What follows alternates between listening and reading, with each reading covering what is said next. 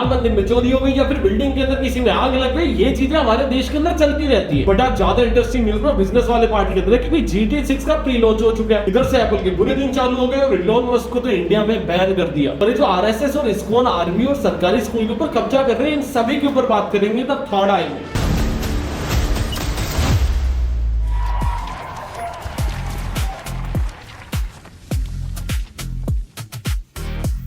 मैं कहता हूँ सबसे पहले न्यूज ना मैं तुम्हें बताता नहीं, तुम लोग गेस करो क्या हुआ होगा। सिंगापुर के अंदर एक आदमी को अरेस्ट कर लिया गया। अभी कहानी क्या होगी वो तुम बनाओगे। मैं तुम्हें कहानी के हिस्से बता देता हूँ। इंडियन मर्द था, इंटरनेशनल फ्लाइट थी और सुंदर एयर होस्टेस थी। अभी तीनों चीजें देखने के बाद हमारे इंडियन मर्द ने ऐसा क्या ही किया होगा कि जेल चला गया। भोले लोगों को लग रहा होगा कि यार चलते प्लेन में एयर होस्टेस थोड़ी छेड़ दी होगी। मैं भी तुम्हारी ही टीम में हूँ, मैं भी बहुत भोला, मुझे भी यही लगा था, पर छेड़ दी बात, चलते प्लेन में ही छेड़ दी। एंड आई अंडरस्टैंड कि काफी लोगों का इसके ऊपर ओपिनियन होगा कि इंडियन के खिलाफ में रेसिज्म बहुत ज्यादा है, हमको बहुत ज्यादा स्टीरियोटाइप किया जाता है। उसके पीछे हमारे कांड भी तो है। लोग कहते हैं कि इंडियंस कचरे के अंदर रहते हैं, हमें बदबू बहुत आती है। Top 10 most polluted cities India की है ना। जो स्टीरियोटाइप भी बनते हैं उसके पीछे कुछ ना कुछ तो दिमाग होता ही है ना। और जहाँ पे आपने एक क्राइम किया वो बिहार या यूपी का इलाका नहीं है, सिंगापुर है। आपसे आपका धर्म या जात नहीं पूछेंगे कि सजा देनी है या फिर नहीं देनी है। 6 महीने की मिल चुकी है। जैसी प्लेन लैंड किया पुलिस ने गोद में ले लिया कि चलो भैया कोर्ट चलते हैं सीधा। और कोर्ट जाती जज ने हमारे बंदे को छेड़ दिया, 6 महीने की जेल दे दी। और सवाल मेरा इसके अंदर ये है कि अगर किसी बंदे पे वीजा ही 1 महीने का हो तो 6 महीने जेल में रख लोगे, या फिर जेल में उससे एप्लीकेशन साइन करवा रहे हो भैया वीजा एक्सटेंड करवाना है। वैसे वीजा से बात याद है, वीजा के लिए ना पासपोर्ट चाहिए होता है। और अभी रिसेंटली न्यूज निकल के आई है कि आपका पासपोर्ट आपकी आइडेंटिटी प्रूफ नहीं है। आप लोग इंडिया के नागरिक हो, इससे पासपोर्ट का कोई भी लेना देना नहीं है। हालांकि बहुत क्लियर टर्म्स एंड कंडीशन है कि जो भी इंडिया की है उसको पासपोर्ट नहीं दिया जाएगा। और इस आर्गुमेंट के बाद कुछ लोगों को बोलना होगा कि ठीक है यार, पासपोर्ट को ऑफिशियली रिकॉग्नाइज नहीं किया होगा, इसमें क्या बड़ी बात है। बड़ी बात यह है कि अगर इनसे पूछो कि मैं इंडियन हूँ, इसकी आइडेंटिटी प्रूफ क्या है? आधार कार्ड है तो कहते नहीं है। मैं कहता हूँ पैन कार्ड है, कहते नहीं है। मैं कहता हूँ वोटर कार्ड तो होगा, मैं वोट डाल रहा हूँ इस देश में, मेरे वोट पे सरकार चुनी गई है, तो मैं अभी तो इंडिया का हूँगा।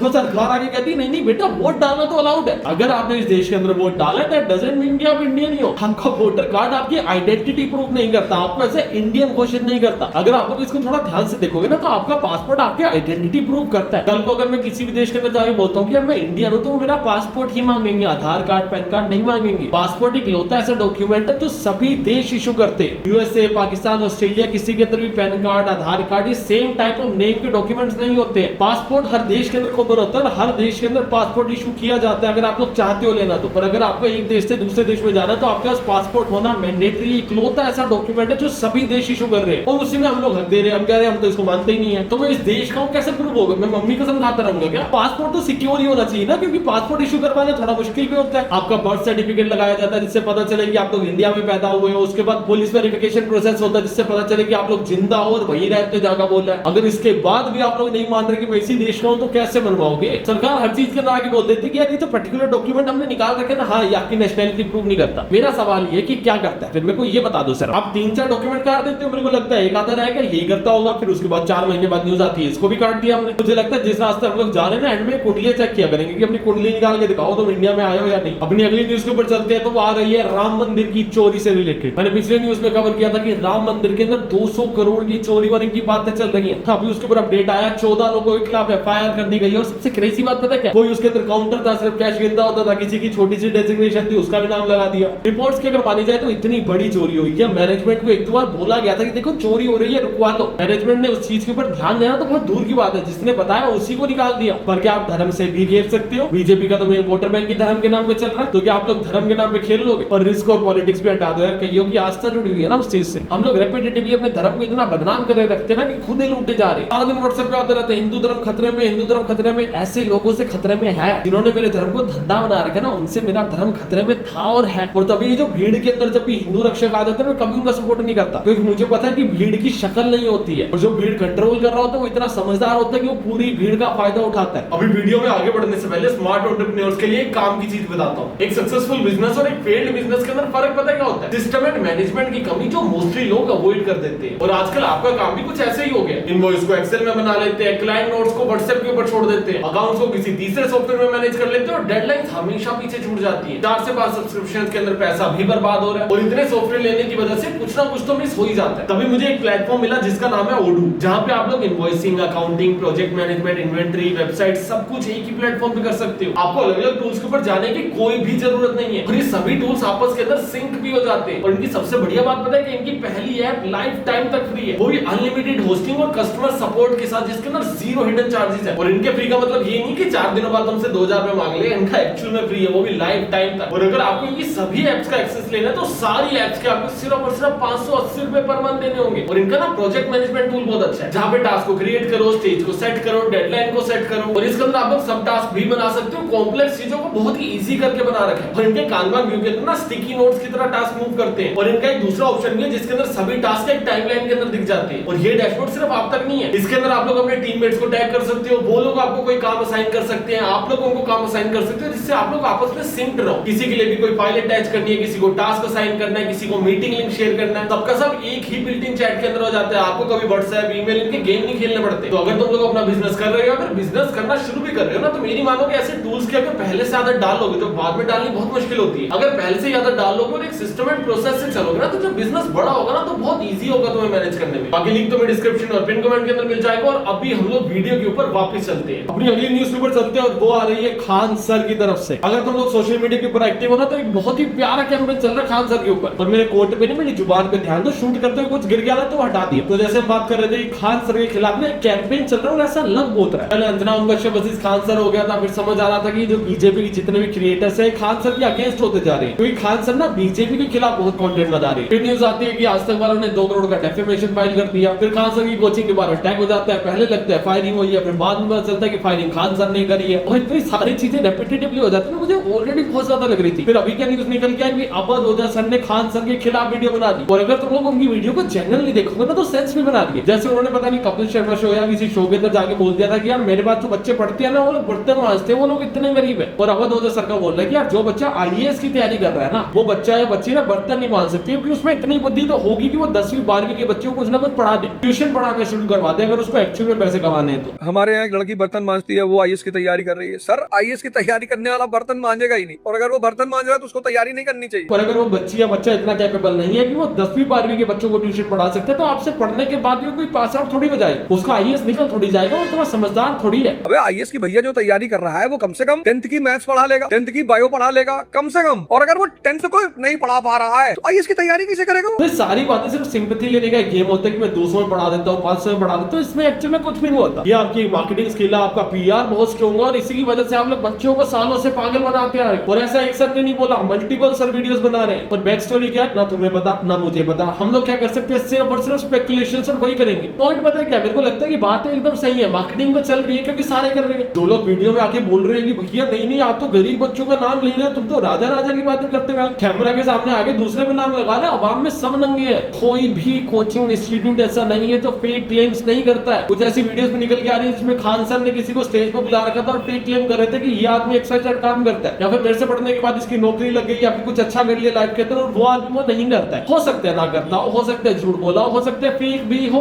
और इसकी वजह से आदमी ने 20-50 करोड़ रुपए कमा के लिए होंगे, मैंने उसको भी मान लिया। पर मेरा ये बोलना है कि 50-100 करोड़ कमाने के बाद भी उस आदमी ने 27 करोड़ रुपए हॉस्पिटल में लगाए ना। अगर आपको लगता है कि उसकी पीआर मार्केटिंग बहुत ज्यादा स्ट्रॉन्ग है, तो आप लगाओ ना। आपको किसी ने मना किया कि करोड़ों रुपए हॉस्पिटल में ना लगाओ? आपको अपनी चैरिटी करनी है, आपको अपनी पीआर करवानी है, लगाओ पैसे। हम बनाते हैं आपके सपोर्ट के अंदर एक वीडियो, भैया अवध ओझा सर ने 100 करोड़ रुपए, 50 करोड़ रुपए, 10 करोड़ रुपए डोनेट कर दिया, हॉस्पिटल खोल दिया, बहुत पैसा आपके पास, तो बहुत सारी वीडियोस देखिए। आप तो राजा राजा की बातें करते, पर होता क्या है ना, जब एक आदमी गिर रहा होता है ना, तो उसको गिराने सारे पहुंच जाते हैं। उगते सूरज को हर कोई प्रणाम करता है, ढलते सूरज की हर कोई मारने की कोशिश करता है। सबको लगता है कि अगर कोई मर रहा है ना, तो उससे जितना चूस सकते हैं ना चूस लो, बस उससे जितना कंज्यूम कर सकते हो कर लो। और बहुत हाई चांसेस है कि आगे पीछे इनके किसी कोचिंग इंस्टीट्यूट को कहना है फंसा देंगे, जैसे मार्केट के अंदर स्पेकुलेट किया जा रहा है। अगर पूरा पीआर कैंपेन ही है और सरकार ही चला रही है, तो बहुत जल्दी इनके कोचिंग इंस्टीट्यूट के आसपास ना कोई नॉर्म्स निकल आएंगे। बोल देंगे कि आपका शायद फायर प्रूफ नहीं है, बोल देंगे आपका कहीं ना कहीं किसी ना किसी चीज के बीच में अटक रहा है, तो आप पढ़ा ही नहीं सकते। लीगल लूपहोल्स का यूज किया जाएगा कोचिंग को बंद करवाने के लिए, तो सही भी है। अगर कोई एरिया फायर प्रूफ नहीं है तो उसको चलने की अनुमति नहीं देनी चाहिए। बस प्रॉब्लम इतनी होगी कि उसके बगल में 4 फायर प्रूफ बोर्ड नहीं होंगे, उनको चलाया जाएगा और इसके ऊपर अटैक किया जाएगा। बाकी मैं तो इसके अंदर तुक्के मार रहा हूँ, जब कुछ होगा तब बात कर लेंगे। और जो भी लोग रेगुलर सीरीज को देख रहे हैं, तुम्हें पता नीचे लाल बटन है जिसको सब्सक्राइब बोलते हैं, अभी दबा के देखो, तुम्हारा कुछ नहीं घटेगा। अभी वीडियो देखते टाइम तुम्हें लगेगा कि यार क्या ही दबाना, स्किप कर देता हूँ ये वाला पार्ट। और जब तुम दबाओगे ना, तुम्हें फील होगा कि यार कुछ भी नहीं गया मेरी जेब से। तो एक बार दबा के चेक करो, मुझे बताना कमेंट करके कुछ घटा या फिर नहीं घटा। अपनी अगली न्यूज पर चलते हैं, जो आ रही है आरएसएस और इस्कॉन की तरफ से। अभी तुम्हें लगेगा कि यार आरएसएस और इस्कॉन का आपस में क्या लेना देना है। देखो जो भी एक्सप्लेन करने वाला है, ये न्यूज था, पर मेरे उससे ज्यादा ना ओपिनियंस है, और उसको अगर यही डिस्कस कर लो तो मजा नहीं आएगा। तो चलो प्राइम टाइम स्पोर्ट में चलते हैं।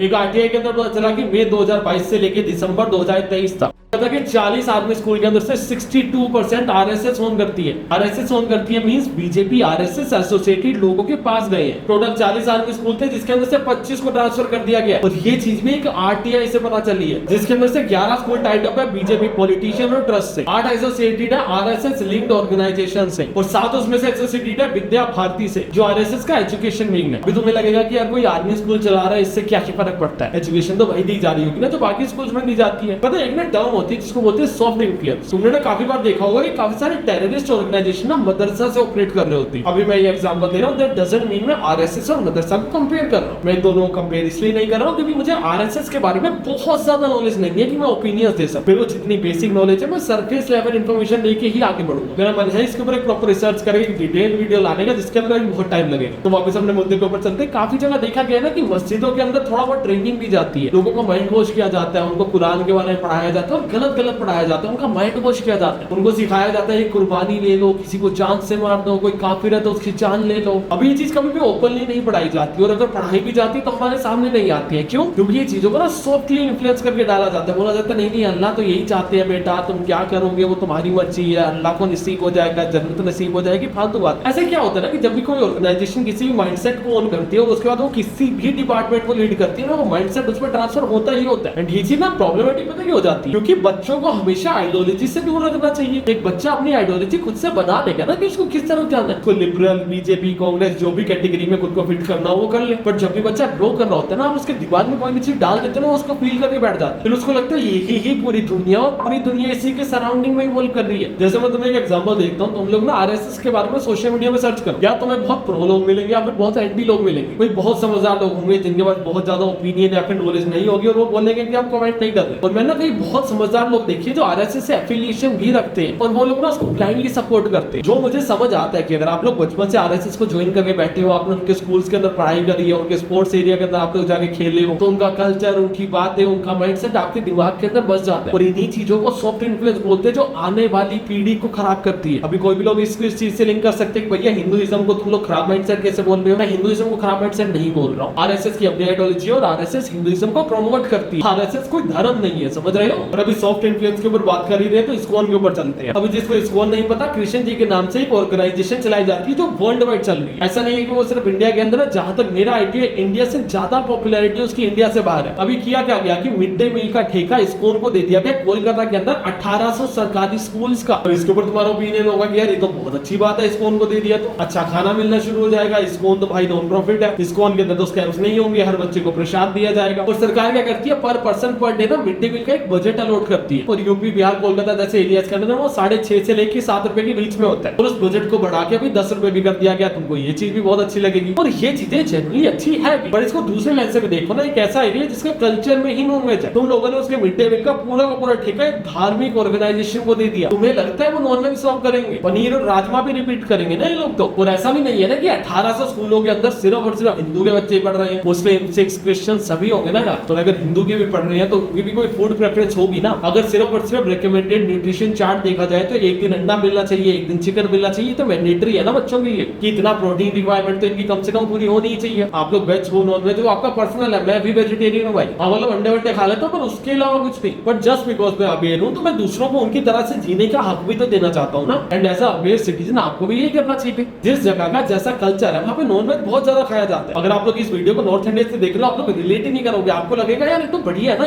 एकदम शाकाहारी स्वच्छ खाना दिया जाएगा। वहाँ का कल्चर नहीं है सर। हाँ वहाँ पे वेजिटेरियन लोग डेफिनेटली होंगे, पर मोस्टली वहाँ के कल्चर के अंदर नॉन वेज खाया जाता है। स्टेपल फूड उनका मछली है। दिल्ली, हरियाणा, पंजाब, यूपी जैसे एरिया के अंदर रोटी चावल खाया जाता है ना ज्यादा, वहाँ का स्टेपल फूड मछली है, मछली चावल खाया जाता है सबसे ज्यादा। और वहाँ के 1800 स्कूलों का आने वाले टाइम में खाना कौन बनाएगा? एक धार्मिक ऑर्गेनाइजेशन और अगर ये ऑर्गेनाइजेशन हिंदू नहीं होती तो तुम्हें क्या प्रॉब्लम नहीं होती? अगर कोई मुस्लिम ऑर्गेनाइजेशन खाना बनाती है और वो प्रॉमिस करती कि यार हम लोग वेज बना देंगे, तो क्या तुम्हें उससे प्रॉब्लम नहीं होती? और अगर तुम लोग हिंदू और देख के बोल रहे हो कि नहीं नहीं मुझे तब तो प्रॉब्लम होती है, हम हमको इन पर विश्वास नहीं है, हमको इनका ऐसा नहीं है वैसा नहीं है। तो जैसे अभी तुम्हें प्रॉब्लम हो रही होगी, दूसरे धर्म वालों को वैसे ही हो रही होगी। पर मेरा आर्गुमेंट इसमें ये नहीं है कि कौन से धर्म को अपॉर्चुनिटी मिलनी चाहिए। मेरा आर्गुमेंट सिंपल से कि भैया बच्चों से अपनी आइडियोलॉजी, धर्म, जाति, बातों को दूर रखो। बट ये दोनों न्यूज प्राइम टाइम के अंदर पता है कि दोनों का कंक्लूजन एक है। पहले के टाइम में ना खबरें निकल के आती थी कि कांग्रेस क्या कर रही है, टेक्स्ट बुक्स के अंदर चेंजेस करवा रही है। जिससे वो क्या करवा रहे हैं, कांग्रेस की जो आइडियोलॉजी है ना उसके ऊपर किताबें बनवा रहे हैं और पढ़वा रहे हैं बच्चे को। इससे क्या होगा, बचपन से उसकी आइडियोलॉजी चेंज होने लग जाएगी। और सेम चीज है बीजेपी कर रही है, स्कूल्स को आरएसएस ऑन कर रही है, एक धार्मिक ऑर्गेनाइजेशन को मिड डे मील बनाने का मौका दे दिया। ये सारी चीजों से क्या होता है ना कि बच्चा जब सालों साल ये सेम पैटर्न्स को देखता रहता है ना, वो इन्फ्लुएंस होना शुरू होता है, उसकी अपनी आइडियोलॉजीज बननी शुरू होती है, उसका कट्टर बनाना शुरू होता है। तो चीज गलत है। एक पर्टिकुलर पॉलिटिकल पार्टी के लिए सही भी होगा पर ओवरऑल देश के लिए गलत। बाकी मेरी अगली न्यूज आ रही है मुंबई से। मुंबई के अंदर अभी पीछे न्यूज निकल के आ रही थी ना कि 40 दिन का पानी है। भगवान ने ऊपर से देखा कि अच्छा पानी खत्म हो रहा है, 4 छींटे मार देता हूँ। 4 छींटे पड़े, 200 mm की बारिश हो गई। 2 से 3 दिनों के अंदर 200 mm पानी भर गया। और ये कोई इस साल की प्रॉब्लम नहीं है, हर साल की प्रॉब्लम है। अगर मैं न्यूज बना रहा होता ना पिछले 10 साल से सेम न्यूज दे रहा होता। बस हमें ये देखना है कि बारिश किस दिन हो रही है, देश तो जाम होना ही होना है। गुड़गांव का हाल देख लो, दिल्ली का हाल देख लो, डूब जाते हैं। गुड़गांव में 4 छींटे पड़ते हैं, पूरा शहर बह जाता है। और फिर लोग आगे कहते हैं Gurgaon is not a planned city. अरे अभी भी बन रही है गुड़गांव, ओल्ड गुड़गांव नहीं होगी ना, न्यू गुड़गांव होगा। अभी भी नए सेक्टर्स काटे जा रहे हैं, अभी भी मानेसर को डेवलप किए जा रहे हैं। गुड़गांव के साथ ही लगता है ना, मानेसर भी डूब जाते हैं। 30 साल पहले प्लान नहीं किया, 20 साल पहले प्लान नहीं किया, आज तो कर लो। अब जो हक के जा रहे हो, आज 20 साल बाद कोई और सरकार आएगी वो बोलेगी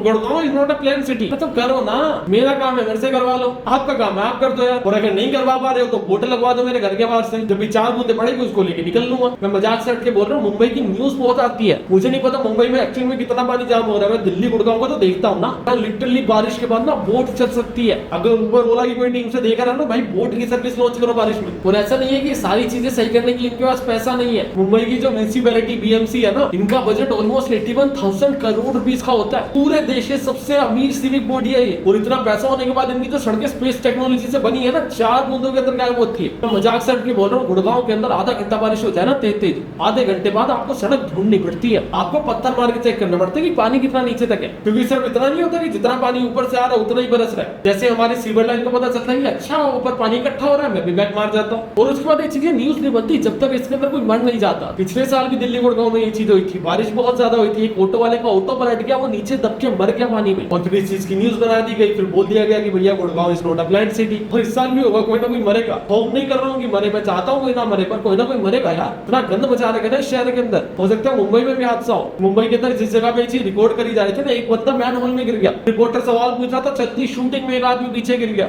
अगली खबर आ रही है हमारी लखनऊ की एक कोचिंग सेंटर से, जिसके अंदर 15 लोग जल के मर गए। कोचिंग के अंदर आग लगी थी और मोस्टली लोग ना जल के नहीं मरे थे एक्चुअली में। जब भी आग लगती है और क्लोज एनवायरनमेंट होता है ना, तो ऑक्सीजन खत्म हो जाती है, दम घुटने से मौत हो जाती है। क्योंकि जो एंट्री का गेट था वो पूरा पूरा चौक हो गया था, फायर एग्जिट एग्जिस्ट ही नहीं करती है। और इस बिल्डिंग को ना 2016 में तोड़ने के लिए बोल दिया गया था, आज तक चल रही है। नीचे के लोगों को बचा दो, ऊपर वाले राजा बैठे रहेंगे। सेम वही जो राम मंदिर में हो रहा है। देश ऐसे चल रहा है जैसे लगता है GTA खेली जा रही है। बाकी GTA से याद है, GTA 6 की प्री बुकिंग चालू हो चुकी है, पता है ना? अगर नहीं पता तो बिजनेस न्यूज पे चलो, वहां पे काम की बात करते हैं।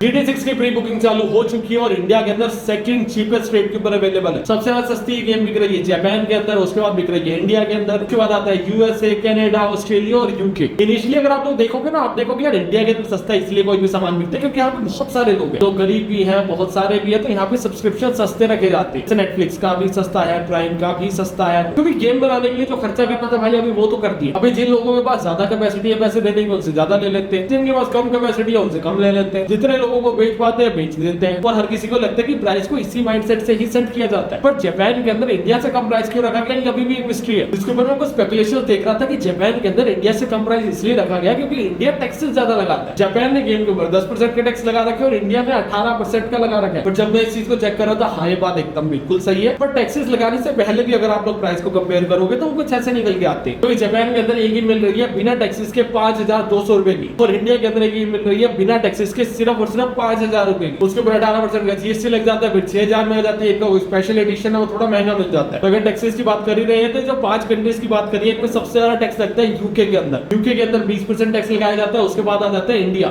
जहाँ पे 18% टैक्स लगाया जाता है। जापान में तो 10% लगाया ही जा रहा है। ऑस्ट्रेलिया में भी 10% लगाते हैं। कनाडा के अंदर 13% टैक्स लग रहा है गेम्स के ऊपर। और अमेरिका बहुत क्रेजी है, सिर्फ और सिर्फ 8.5% का टैक्स लगा रहे हैं। पर इतना कम टैक्स लगाने के बाद भी वहां पे गेम $100 की मिल रही है। इसका सबसे बड़ा रीजन है परचेजिंग पावर। अगर कोई लोग खरीद सकते हैं तो खरीदने दो, अगर कोई नहीं खरीद सकते तो उसको जबरदस्ती मत कर, थोड़ा सस्ते में करके ज्यादा लोगों को बेच दो, पैसा बनना चाहिए बस। हमारी अगली न्यूज आ रही है एयरलाइन और गवर्नमेंट की तरफ से। गवर्नमेंट एयरलाइन को बोले कि आप लोग अपने सरचार्ज को कम करो। जिनको नहीं पता सरचार्ज क्या होता है, जिनको नहीं पता एयरलाइन को क्यों बोल रही है सरकार, कॉन्टेक्स्ट समझो। ईरान यूएस की वॉर चल रही थी, तेल बहुत महंगे हो गए थे। अभी क्या होता है कि तेल ना पेट्रोल नहीं डलता है, एविएशन फ्यूल एक अलग तरह का फ्यूल होता है जो गवर्नमेंट डायरेक्टली इनको देती है, जिसके ऊपर अलग तरह के टैक्सेस लगे होते हैं। हमारे वाला बैट वगैरह ये सारे टैक्सेस नहीं लगे होते, उनको 100 रुपए लीटर नहीं मिल रहा। तो हुआ क्या था, जब ये पूरी की पूरी वॉर चल रही थी उस टाइम पे ना प्राइसेस बहुत ज्यादा बढ़ गए, बट हमारी सरकार ने ना पेट्रोल के प्राइसेस बहुत ज्यादा नहीं बढ़ाए, थोड़ा सा सब्सिडी देके रखा, जिसकी वजह से देश के अंदर हंगामा ना मच जाए, बहुत ज्यादा इन्फ्लेशन ना आ जाए, क्योंकि हर चीज एनर्जी के ऊपर ही डिपेंड करती है और इंडिया मोस्टली एनर्जी को इंपोर्ट ही करता है। बट ये चीजें एविएशन फ्यूल के अंदर नहीं होती। ये लोग फ्यूल के लिए या तो डायरेक्टली बाहर की कंपनी से डील करते हैं या फिर अगर गवर्नमेंट से भी करते हैं तो बहुत थोड़ा टैक्स देते हैं। तो अगर फ्यूल के प्राइसेस बढ़ रहे हैं तो इनको महंगी फ्लाइट्स उड़ानी पड़ेगी, जिससे घाटा होगा। घाटे को कवर किया जा सके इसलिए इन्होंने सरचार्ज लगा दिया था कि अगर आपको उड़ के एक जगह से दूसरी जगह पे जाना है तो भैया आप महंगा कर रहे हैं। तो अभी क्या हुआ कि प्राइसेस कम हो चुके हैं, तो सरकार का बोलना कि यार अब तो तेल सस्ता हो गया ना, सरचार्ज को हटाओ। सरकार हमारा पेट्रोल सस्ता नहीं कर रही, क्योंकि सरकार ने एक टाइम पे घाटा लगा के सब्सिडी दी थी हमारी। सरकार का बोलना कि यार जो मैंने उस टाइम में घाटा लगाया था मेरे को रिकवर करने के, बट क्योंकि एयरलाइन ने कोई भी सब्सिडी नहीं दी और सारी की सारी कॉस्ट को हम लोगों पे ट्रांसफर कर दिया, तो अभी जो प्रॉफिट हो रहा है तो वो भी तो ट्रांसफर किया जाए ना। बाकी भाई ट्रांसफर तो एप्पल ने अपने प्रोडक्ट के प्राइसेस का भी है। जिन्होंने खबर सुन ली बहुत बढ़िया बात है, तुम लोग फैन कर गए। जिन्होंने नहीं सुनी, मैं एआई सेक्शन में जा रहा हूं तब तो चाकू लेके आओ, नस काटेंगे में। जिनको नहीं पता, रैम और स्टोरेज के प्राइसेस बहुत ज्यादा बढ़ चुके हैं, जिसकी वजह से एप्पल ने अपनी कॉस्टिंग बढ़ा दी है। अभी तुम लोगों को लगेगा यार थोड़ा बहुत महंगा कर भी दिया होगा, हमें क्या ही फर्क पड़ता है, एप्पल तो वैसे ही प्रीमियम कंपनी है, हम लोग तो वैसे ही उसके प्रोडक्ट यूज नहीं करते। देखो उनके कुछ प्रोडक्ट्स महंगे आते हैं, जैसे ये वाला फोन है, ये महंगा अननेसेसरी है अगर तुम्हारे किसी काम का नहीं है तो, बट समझो इनकी काफी सारी ऐसी चीजें थी जो बजट के अंदर थी। फॉर एग्जांपल इनका मैक मिनी M4 60,000 रुपए का आता था, 512 GB का। जहां तक मुझे याद है ना, मैंने जीएसटी वगैरह काट कर कार्ड ऑफर लगा के शायद 45 से 46,000 का लिया था जब ये लॉन्च हुआ था। और अगर तुम लोग जीएसटी और कार्ड डिस्काउंट को हटा भी दो ना, तब भी 60,000 का था, और अभी इन्होंने उसका प्राइस बढ़ा के 94,000 रुपीज कर दिया। 94,000 रुपीज के अंदर मैकबुक आ जाता है। मैं ये मैकबुक M4 Pro यूज कर रहा हूँ, 512 GB वाला। जहां तक मुझे याद है मैंने इसको परचेज किया था कोई 1,30,000 या 35,000 के अंदर, और जो M5 वाला आया था वो पहले से महंगा था, उसकी कॉस्ट रखी गई थी 1,70,000 रुपए, और अभी प्राइस को बढ़ा के कर दिया गया 2,40,000 रुपए। मैं यहाँ पे पूरा प्राइस कंपेरिजन लगा दूंगा, तुम लोग देख सकते हो किस चीज के कितने प्राइस बढ़ा दिए गए। अगर मैकबुक M5 Air की बात करें तो 1,20,000 का था, कार्ड डिस्काउंट लगता था, ऑफर भी चलते थे, 1 लाख तक बड़े मजे से मिलता था। अभी उसको 1.5 लाख का कर दिया। मैकबुक एयर 1.5 लाख का है। अरे मुझे चक्कर आने लग गया। मेरा M4 Pro अपग्रेडेड वाला 1.5 लाख का नहीं आया था। और यहाँ पे तुम देख सकते हो HomePod और टीवी के भी रेट बढ़ा दिए, किसके कितने बड़े हैं सामने लिखे आ रहे होंगे। अभी तुम लोग बोलोगे बढ़ा दिए, समझ आता है क्यों बढ़ा है, उस पे चलो। इन फोन्स के अंदर क्या होता है, रैम डलती है और स्टोरेज डलती है, और इनको बनाना ना मुश्किल बहुत होता है। बहुत रेयर कंपनीज है जो रैम और स्टोरेज बनाती है, और वो भी बना नहीं रही है, बना वो रही है पर कंज्यूमर्स के लिए नहीं बना रही है, वो बना रही है डेटा सेंटर्स के लिए जो एआई कंज्यूम कर रहे हैं। तुम लोग ना सैमसंग की एसएसडी का एग्जांपल लेके चलो। उनकी एक एसएसडी आती है T7 नाम से, मैंने पहले खरीद रखी थी शायद 8 या 9,000 रुपए की एंड मैक्स, और अभी मैं तुम्हारे सामने खोज बैठा हूँ 23,000 रुपए की है। भाई गुना रेट बढ़ गया सिर्फ और सिर्फ स्टोरेज का। रैम के रेट तो भाई 5-5 गुना बढ़ गए। मैंने अभी पीछे बनवाया था, मेरी किडनी बिक गई थी भाई। और ये सारी चीजें पता क्यों हो रही है, क्योंकि एआई को फास्ट करने के लिए ना अभी रैम और चाहिए। अभी हम लोग एआई से बातें करते हैं, उसकी पूरी चैट्स होती है, उसको स्टोर करने के लिए ना स्टोरेज चाहिए। और ये जो एआई कंपनीज है ना, इन्होंने जो भी कंपनी स्टोरेज या रैम बनाती थी उसके साथ पार्टनरशिप करी। उन्होंने बोला कि यार आप 8,000 रुपए की एक एसएसडी बेच रहे हो 1 TB की, उस एसएसडी के अंदर क्या है, मेमोरी ही है ना, स्टोरेज ही है ना। एक एसएसडी बेचने के लिए आपको पैकेजिंग करनी पड़ेगी, एक बंदे के घर दे के आना पड़ेगा, डिस्ट्रीब्यूशन सेट करना पड़ेगा, सर्विस देनी पड़ेगी, मार्केटिंग करनी पड़ेगी, ब्रांडिंग करनी पड़ेगी, वेबसाइट के ऊपर बेचना पड़ेगा, अलग अलग स्टाफ, अलग अलग टीम मैनेज करनी पड़ेगी। क्यों पढ़ना है झंझट में? एक काम करो, पर एसएसडी अगर 400 रुपए कमा रहे हो ना, हमसे 500 रुपए लो, आपको 1 लाख चाहिए। ऐसे जाके हर कंपनी को बोल दिया, सारी कंपनियों ने अपनी प्रोडक्शन को 4 गुना कर दिया, उसके बाद भी पूरा नहीं पड़ता, और जितना टाइम रुकते जा रहे हैं उतना ज्यादा सामान महंगा होता जा रहा है। अभी भी अगर तुम्हें एप्पल प्रोडक्ट चाहिए तो तिगड़ा लगाओ। अभी जब मैं शूट कर रहा हूँ तो 26 तारीख है, 25 तारीख को रेट बढ़े। अगर कोई भी लोकल स्टोर है जिसको नए अपडेटेड प्राइस नहीं पता है ना, तो उससे जाके पुराना सामान खरीद लो। जो भी पुरानी बिलिंग के ऊपर पड़ा है, जिस भी रेट पे दे रहा नहीं दे रहा, डिस्काउंट उठा के लेके आओ। अभी रेट पे तुम लोग phone, SSD, computer, PC, Mac कुछ भी ले दो, महंगा ही है। और क्यों महंगे? क्योंकि हमें सब करने के लिए डेटा सेंटर बनाए जा रहे हैं। अपनी अभी न्यूज के ऊपर चल रहे हैं, और वो आ रही है GPT 5.6 की तरफ से। अभी 5.5 उनका लेटेस्ट चल रहा है, 5.6 अनाउंस काफी जल्दी हो सकता है। तुम लोग बोलोगे यार ये न्यूज भी क्यों आते रहते रहते हैं नए नए मॉडल, ये क्या न्यूज बना रहा है, ये न्यूज कम पड़ गई, ठीक है तभी बता रहे हैं। तो एक्चुअली में न्यूज नहीं कम पड़ी थी, अपॉर्चुनिटी दे रहा हूँ। अगर तुम लोग क्लोड का $100 वाला सब्सक्रिप्शन यूज करते हो तो तुम्हें बहुत पैसा देना पड़ता है ना। तुम लोग 2 ChatGPT की 20-20 वाले सब्सक्रिप्शन यूज करना, सेम लिमिट मिलेगी और ओपस के 4.8 की इक्वल कैपेबल भी हो जाए। और जिनको लगता है ना कि 250K की टोकन लिमिट है कोडेक्स के अंदर, वो भी 1 मिलियन तक पहुंच जाएगी इससे, क्योंकि ChatGPT को पता है कि समझ आ रहा हो ना हार रही, उनको समझ आ गया कि जीत तो सारा क्लोड ही रहा है, क्योंकि क्लोड ने अपने प्रोडक्ट को ऐसा बनाया जिससे कॉर्पोरेट्स ने उसको अडैप्ट किया। ChatGPT ने अपने प्रोडक्ट को ऐसा बनाया जिससे उसको कंज्यूमर्स ने अडैप्ट किया। कंज्यूमर्स पे करने के लिए रेडी नहीं है और कॉर्पोरेट्स को फर्क ही नहीं पड़ता, उनको सिर्फ एफिशिएंसी चाहिए। अभी एफिशिएंट ChatGPT भी हो चुका है। अगर मैं देखूं कि मेरे को बेस्ट कोडिंग करवानी है, मैं क्लोड के पास जाऊंगा। अगर मैं बोलूं मेरे को बेस्ट फोटो करवानी है, शायद मैं किसी चाइनीज मॉडल या ChatGPT के पास जाऊंगा। अगर मैं बोलूं मेरे को बेस्ट वीडियो बनवानी है तो मैं सीडेंस या फिर क्लिंग के पास जाऊंगा। अगर मैं बोलूं मेरे को रो ओपिनियन चाहिए, मैं ग्रोक के पास जाऊंगा। बट अगर मैं बोल दिया मेरे को ओवरऑल एक ही सॉल्यूशन चाहिए, मेरे को हर चीज एक ही चीज से करवा दो, तो मैं आगे करूंगा मैं ChatGPT के पास जाऊंगा, क्योंकि ChatGPT हर किसी के अंदर मोर देन इनफ है। इजी बेस्ट आउट परफॉर्मिंग नहीं है, मोर देन इनफ है। तो अब इनको क्या करवाना है, इनको ना लोग ट्राई नहीं कर रहे हैं, कॉर्पोरेट्स इनको मौका नहीं देते। तो ये लोग क्या करने वाले, अपने APIs के ऊपर डिस्काउंट लाने वाले, जिससे लोग एक बार इनको अडैप्ट करना शुरू करें, बाद में प्राइस बढ़ाएंगे, नहीं तो क्लोड जीत जाएगा। और इसी बीच के अंदर अगर तुम लोग कोई अपना AI टूल बना रहे हो, कोई AI का बिजनेस कर रहे हो, सब्सक्रिप्शन यूज कर रहे हो, क्लोड के अंदर फंसे पड़े हो, तो तुम लोग एक बार ChatGPT को ट्राई कर सकते हो। एक वेव आई थी ना भैया, ChatGPT से लोग छोड़ के क्लोड में जा रहे थे और अब क्लोड के अंदर फंस चुके हैं। बहुत मुश्किल होगा क्लोड को छोड़ना, मैं खुद मैक्स सब्सक्रिप्शन लेके बैठा हूं उनका। बट एक बार ChatGPT का कोडेक्स यूज करोगे ना, ऑलमोस्ट सिमिलर। अगर तुम बहुत क्रेजी कोडर नहीं हो, तुम्हें समझ में नहीं आएगा किसने लिखा है। बाकी वाली अगली और आखिरी न्यूज निकल के आ रही है स्टारलिंक की तरफ से। वैसे ये वाली न्यूज ना बिजनेस सेक्शन में होनी चाहिए थी, पर अभी यहाँ आ गई है तो सुन ली। स्टारलिंक क्या करते हैं, सैटेलाइट से इंटरनेट प्रोवाइड करते हैं और ये इलोन मस्क की कंपनी है। सैटेलाइट्स उनके पास है ही, स्पेसएक्स से छोड़ते रहते हैं, तो उन्होंने क्या किया, उससे इंटरनेट दे देते हैं धरती के ऊपर। इनको हर तरह के अप्रूवल्स मिल गए थे, ये लोग बिजनेस शुरू करने ही वाले थे। और होता क्या कि इंडिया के अंदर जब भी आप बिजनेस शुरू करते हो, इतना बड़ा प्लेयर एंटर करता है ना, तो हो सकता है कि छोटे प्लेयर मर जाए।